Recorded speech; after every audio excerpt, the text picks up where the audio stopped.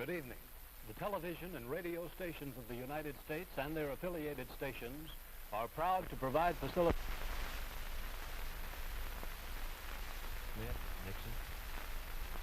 In the election of 1860, Abraham Lincoln said the question was whether this nation could exist half slave or half free. In the election of 1960, and with the world around us, the question is whether the world will exist half slave or half free, whether it will move in the direction of freedom, in the direction of the road that we are taking, or whether it will move in the direction of slavery. I think it will depend in great measure upon what we do here in the United States, on the kind of society that we build, on the kind of strength that we maintain. We discussed tonight domestic issues, but I would not want that to be any implication to be given that this does not involve directly our struggle with Mr. Khrushchev for survival. Mr. Khrushchev is in New York, and he maintains the communist offensive throughout the world because of the productive power of the Soviet Union itself. The Chinese communists have always had a large population, but they are important and dangerous now because they are mounting a major effort within their own country. The kind of country we have here, the kind of society we have, the kind of strength we build in the United States will be the defense of freedom. If we do well here, if we meet our obligations, if we're moving ahead, then I think freedom will be secure around the world. If we fail, then freedom fails. Therefore, I think the question before the American people is, are we doing as much as we can do? Are we as strong as we should be? Are we as strong as we must be if we're going to maintain our independence? And if we're going to maintain and hold out the hand of friendship to those who look to us for assistance, to those who look to us for survival? I should make it very clear that I do not think we're doing enough, that I am not satisfied as an American with the progress that we are making. This is a great country, but I think it could be a greater country. And this is a powerful country, but I think it could be a more powerful country. I'm not satisfied to have 50% of our steel mill capacity unused. I'm not satisfied when the United States had last year the lowest rate of economic growth of any major industrialized society in the world, because economic growth means strength and vitality. It means we're able to sustain our defenses. It means we're able to meet our commitments abroad. I'm not satisfied when we have over $9 billion worth of food, some of it rotting, even though there is a hungry world, and even though 4 million Americans wait every month for a food package from the government, which averages 5 cents a day per individual.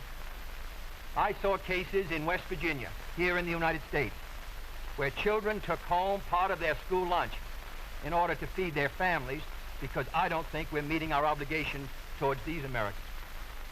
I'm not satisfied when the Soviet Union is turning out twice as many scientists and engineers as we are. I'm not satisfied when many of our teachers are inadequately paid, or when our children go to school part-time shifts. I think we should have an educational system second to none. I'm not satisfied when I see men like Jimmy Hoffa in charge of the largest union in the United States, still free. I'm not satisfied when we are failing to develop the natural resources of the United States to the fullest. Here in the United States, which developed the Tennessee Valley and which built the Grand Coulee and the other dams in the northwest United States, at the present rate of hydropower production, and that is the hallmark of an industrialized society, the Soviet Union by 1975 will be producing more power than we are. These are all the things, I think, in this country that can make our society strong or can mean that it stands still. I'm not satisfied until every American enjoys his full constitutional rights.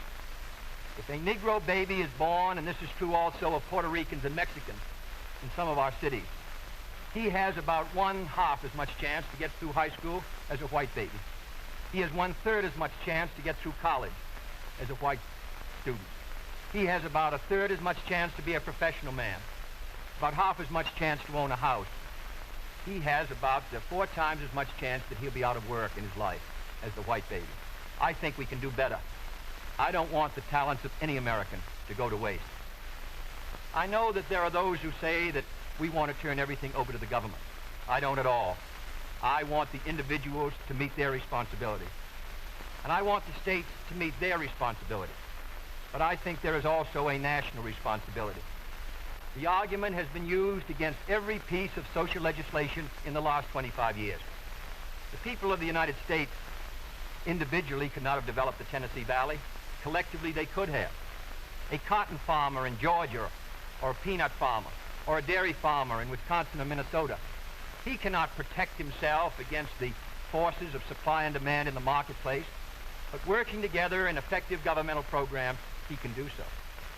17 million Americans who live over 65 on an average Social Security check of about $78 a month. They're not able to sustain themselves individually, but they can sustain themselves through the Social Security system. I don't believe in big government, but I believe in effective governmental action. And I think that's the only way that the United States is going to maintain its freedom. It's the only way that we're going to move ahead.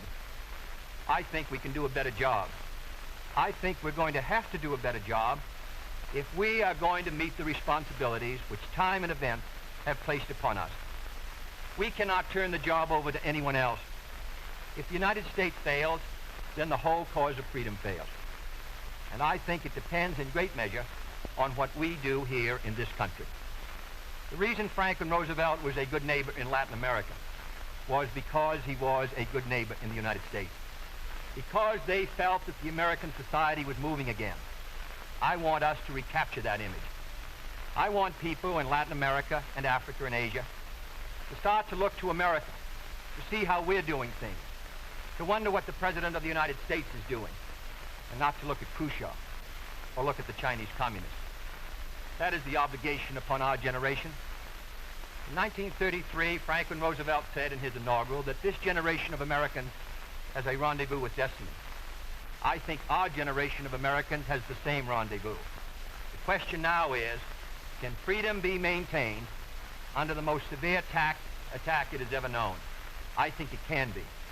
And I think in the final analysis, it depends upon what we do here. I think it's time America started moving again. And now the opening statement by Vice President Richard M. Nixon. Smith, Senator Kennedy. The things that Senator Kennedy has said, many of us can agree with. There is no question but that we cannot discuss our internal affairs in the United States without recognizing that they have a tremendous bearing on our international position. There is no question but that this nation cannot stand still because we are in a deadly competition, a competition not only with the men in the Kremlin, but the men in Peking. We're ahead in this competition, as Senator Kennedy, I think, has implied. But when you're in a race, the only way to stay ahead is to move ahead. And I subscribe completely to the spirit that Senator Kennedy has expressed tonight, the spirit that the United States should move ahead. Where then do we disagree? I think we disagree on the implication of his remarks tonight and on the statements that he has made on many occasions during his campaign to the effect that the United States has been standing still. We heard that later. Looking then to this problem of how the United States should move ahead and where the United States is moving, I think it is well that we take the advice of a very famous campaigner. Let's look at the record. Is the United States standing still? Is it true that this administration, as Senator Kennedy has charged, has been an administration of retreat, of defeat, of stagnation? Is it true that as far as this country is concerned, in the field of electric power, in all of the fields that he has mentioned, we have not been moving ahead? Well, we have a comparison that we can make. We have the record of the Truman administration of 7.5 years and the 7.5 years of the schools. We have built more schools in these last 7.5 years than we built in the previous 7.5, for that matter, in the previous 20 years. Let's take hydroelectric power. We have developed more hydroelectric power in these 7.5 years than was developed in any previous administration in history. Let us take hospitals. We find that more have been built in this administration than in the previous administration. The same is true of there's been more growth in this administration than in its predecessor. But let's not put it there. Let's put it in terms of the average family. What has happened to you? we find have gone up 5 times as much in the Eisenhower administration as they did in the Truman administration. What about the prices you pay? We find that the prices you pay went up 5 times as much in the Truman administration as they did in the Eisenhower administration. What's the net result of this? This means that the average family income went up 15% in the Eisenhower years as against 2% in the Truman years. Now, this is not standing still. But, good as this record is, may I emphasize, it isn't enough. A record is never something to stand on. It's something to build on. And in building on this record, I believe that we have the secret for progress. We know the way to progress. And I think, first of all, our own record proves that we know the way. Senator Kennedy has suggested that he believes he knows the way. I respect the sincerity with which he makes that suggestion. But on the other hand, when we look at the various programs that he offers, they do not seem to be new. They seem to be simply retreads of the programs of the Truman administration which preceded it. And I would suggest that during the course of the evening he might indicate those areas in which his programs are new, where they will mean more progress than we had then. What kind of programs are we for? We are for programs that will expand educational opportunities, that will give to all Americans their equal chance for education, for all of the things which are necessary and dear to the hearts of our people. We are for programs, in addition, which will see that our medical care for the aged is much better handled than it is at the present time. Here again, may I indicate that Senator Kennedy and I are not in agreement as to the aim. We both want to help the old people. We want to see that they do have adequate medical care. The question is the means. I think that the means that I advocate will reach that goal better than the means that he advocates. I could give better examples, but for whatever it is, whether it's in the field of housing, or health, or medical care, or schools, or the development of electric power, we have programs which we believe will move America, move her forward and build on the wonderful record that we have made over these past 7.5 years. Now, when we look at these programs, might I suggest that in evaluating them, we often have a tendency to say that the test of a program is how much you're spending. I will concede that in all the areas to which I have referred, Senator Kennedy would have the federal government spend more than I would have it spend. I costed out the cost of the Democratic platform. It runs a minimum of $13.2 billion a year more than we are presently spending to a maximum of $18 billion a year more than we're presently spending. Now, the Republican platform will cost more, too. It will cost a minimum of $4 billion a year more, a maximum of $4.9 billion a year more than we're presently spending. Now, does this mean that his program is better than ours? Not at all. Because it isn't a question of how much the federal government spends. It isn't a question of which government does the most. It's a question of which administration does the right thing. And in our case, I do believe that our programs will stimulate the creative energies of 180 million free Americans. I believe the programs that Senator Kennedy advocates will have a tendency to stifle those creative energies. I believe, in other words, that his programs would lead to the stagnation of the motive power that we need in this country to get progress. The final point that I would like to make is this. Senator Kennedy has suggested in his speeches that we lack compassion for the poor, for the old, and for others that are unfortunate. Let us understand throughout this campaign that his motives and mine are sincere. I know what it means to be poor. I know what it means to see people who are unemployed. I know Senator Kennedy feels as deeply about these problems as I do. But our disagreement is not about the goals for America, but only about the means to reach those goals. Thank you, Mr. Nixon. That completes the opening statements, and now the candidates will answer questions or comment upon one another's answers to questions put by correspondents of the networks. The correspondents. I'm Sander Van Oker, NBC News.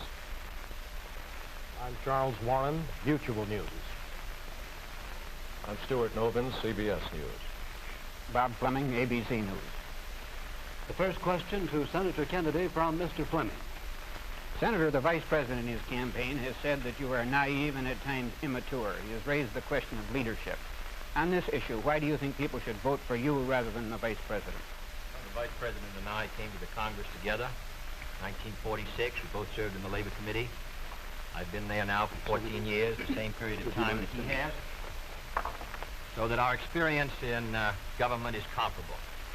Secondly, I think the question is, what are the programs that we advocate? What is the party record that we lead? I come out of the Democratic Party, which in this century has produced Woodrow Wilson and Franklin Roosevelt and Harry Truman, and which supported and sustained these programs which I've discussed tonight. Mr. Nixon comes out of the Republican Party. He was nominated by it. And it is a fact that through most of these last 25 years, the Republican leadership has opposed federal aid for education, medical care for the aged, development of the Tennessee Valley, development of our natural resources. I think Mr. Nixon is an effective leader of his party. I hope he would grant me the same. The question before us is, which point of view and which party do we want to lead the United States?